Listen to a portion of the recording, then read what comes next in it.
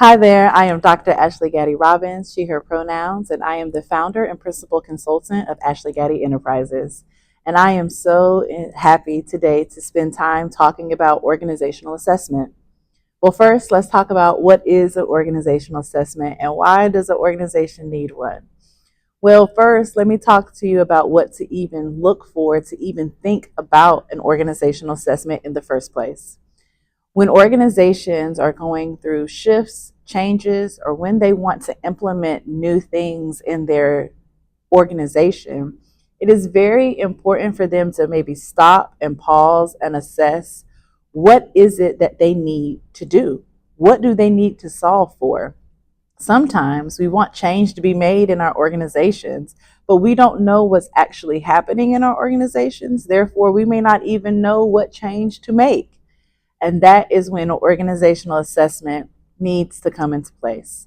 So, organizational assessment is a way in which organizations are surveyed, analyzed, and thought about with the data to incorporate into organizations. It is a way for us to look at the needs of an organization, the challenges of the organization, the successes of an organization, so we can then take that information to create some kind of strategy or some kind of plan for there to be action. And there are multiple ways and multiple methods in which an organizational assessment can occur. One, it can be quantitative data, which means that we are providing a survey to the organization to answer questions whenever they need. They can answer questions on a survey, or that can be through written out format, that can be through Scantrons, that can be through multiple choice, that can be electronically or on paper, but quantitative research allows us to answer questions where there does not need to be human interaction in order to answer these questions. The qualitative side of an organizational assessment are things like interviews, focus groups, one-on-ones. This allows us to create a space for people to share their narratives and for us to get anecdotes and qualitative information to shape how people may be feeling the emotions that are around the organization. So where quantitative data may allow us to have answer questions to kind of get to more hard things, qualitative data allows us to feel, well, what were you thinking when that happens? What emotions were coming around? My personal approach to organizational assessments is one of a blend of qualitative and quantitative research. I believe that it is great for us to have quantitative methods for us to measure. Quantitative data allows us to measure a lot of data, but I think it's also great if we have qualitative data so we can get more of the approach and the feelings and emotions that people may have towards the organization. That's called a mixed method approach. And when we want to implement an organizational assessment, first we are probably going to meet with our point of contact, whether that be a person or a team that comes together to us to say, what problem do you want to solve for? Recently, I did an organizational assessment for an organization that's focusing on racial equity. And they want racial equity to be a value of their organization. But they did not know what folks thought about race equity, how folks identified in the organization, where some pain points may have been around racial equity, what problems are happening in the organization around racial equity. They didn't know any of this information. So before we could implement the change and the value, we needed to know what was happening. And so we met with our core point of contacts and our core teams to even have what we call just a working focus session where we kind of lay out what we want to solve for. We ask them how many people are in the organization. We also then give a recommendation of how we want to move forward. So we suggested that we do a survey of questions, and then we also told them it's just probably best if we probably did 3 to 4 interviews and 2 focus groups. This is because the organization only had about 50 people. And so you want to make sure that you scale your methods to the amount of people who are in the organization. One, you always want to make sure that one of the interviews is the head leader of the organization. This is a very important conversation because it allows you to get the perspective of the leader, the top leader of the organization, from their vantage point. They do hold a lot of weight and a lot of knowledge and a lot of experience and a lot of historical context. And those things that we need to gather as data collectors when we are doing assessment data. Another interview that you probably also want to make sure that you speak to is if there is a person that is in charge of the focus area you are surveying for. So in this case, in this example, we were focusing on racial equity, and this organization had a chair of their diversity, equity, and inclusion committee. So we were able to also have an interview with them from their perspective as the lead of that unit for us to get their perspective on how they think that things were happening in the organization. From there, you also need to think about who are 2 or 3 more people that you really need to have a one-on-one interview, a one-on-one conversation with, so that you can get the best perspective of the organization from.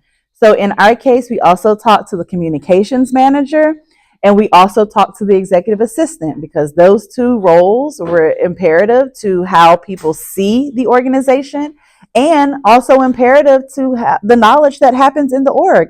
The executive assistant has a lot of knowledge in the organization. So those were just an example of how you should think about who to interview. When it comes to focus groups, you want to, there are sample sizes of the organization. You clearly are not going to be able to talk to everybody in the organization. That's why the survey is there. Everyone will get the survey to give their input, but everyone will not be able to have an conversation. There's just not enough time. But there are focus groups that are sample sizes of people in the organization that allow for you to kind of get an idea of what's really going on because you've talked to these groups of people. So in the example that we're using, we held 2 focus groups and we opened it up to the org. We said, hey, we're hosting 2 focus groups. They're from this time, they're on this date from this time to this time. If you are interested in sharing your experiences around racial equity with us, then sign up for the focus group.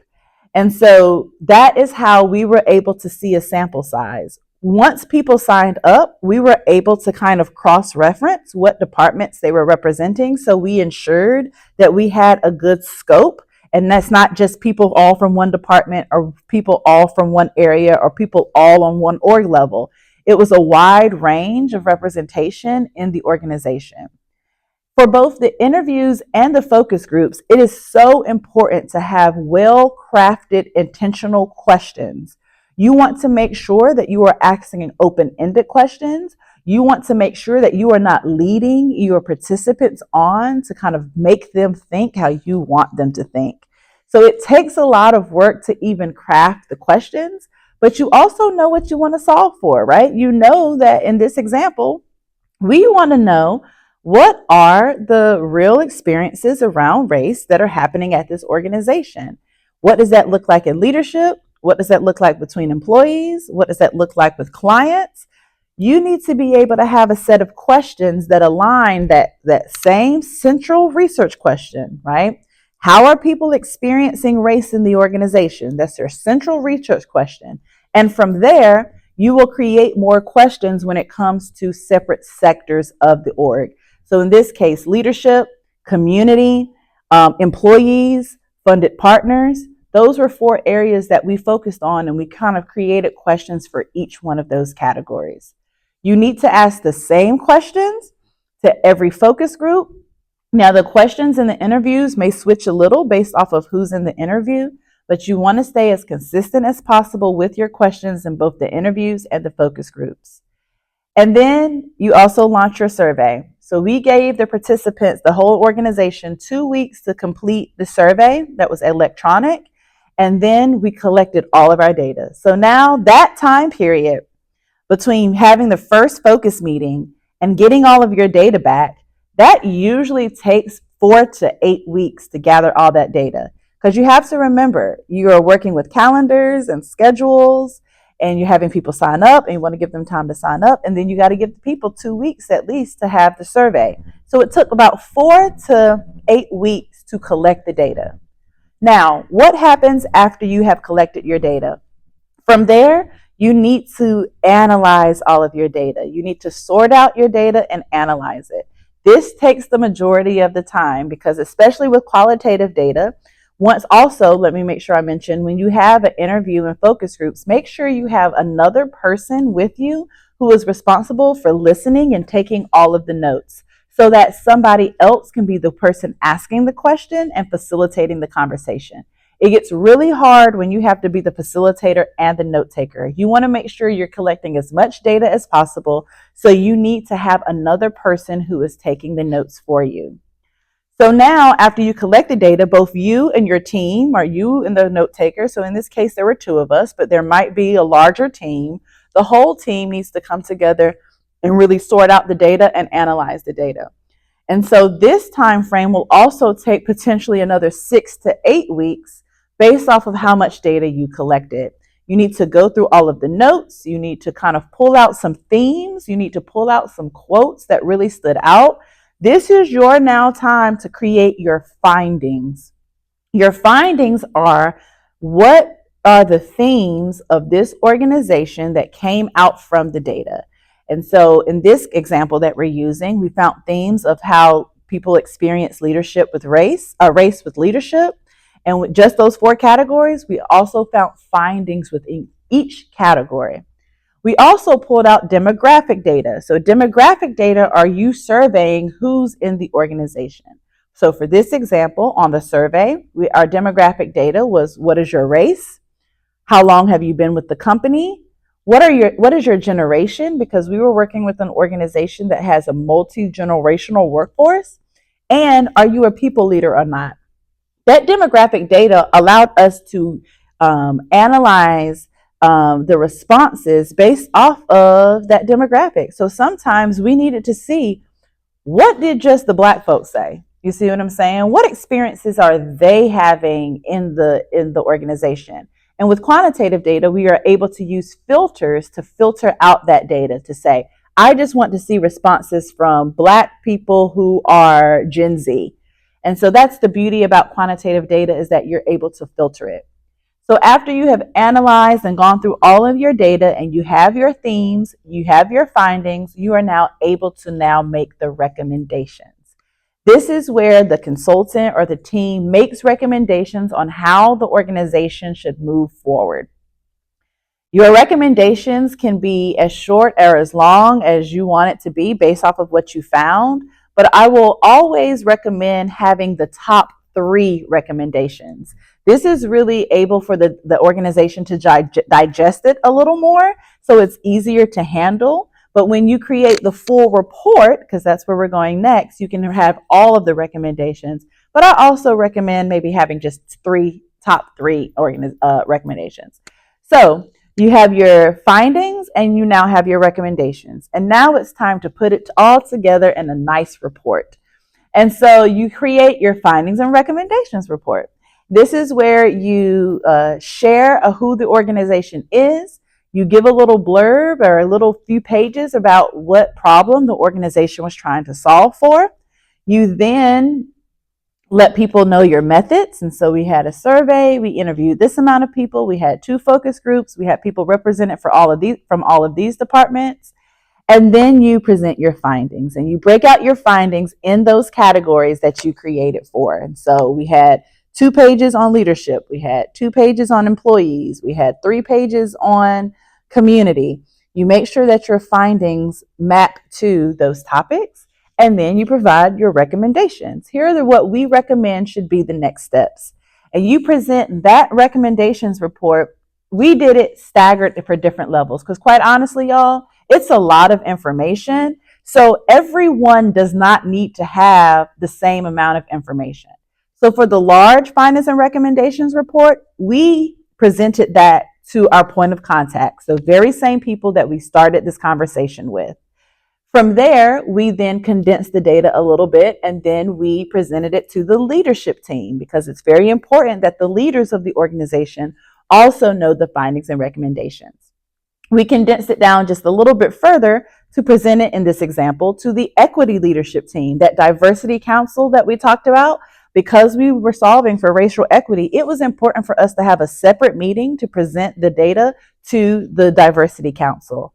And then last but not least, we condense it down a little more to present the findings and recommendations for the entire organization. It is very important that you show the findings and recommendations to the people that you surveyed, because it really does not feel good when you ask them to give you all of this information and then you don't come back around and you show them and tell them what you did with their data. So it is always important to have a findings and recommendations meeting with the entire organization.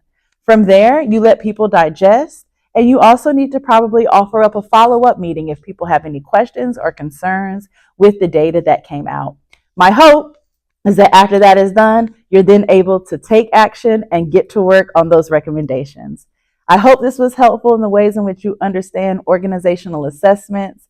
I am so happy to continue this conversation further, so feel free to follow, like, subscribe, or reach out to me personally if you have questions, and support Ashley Gaddy Enterprises. Have a good day. Bye-bye.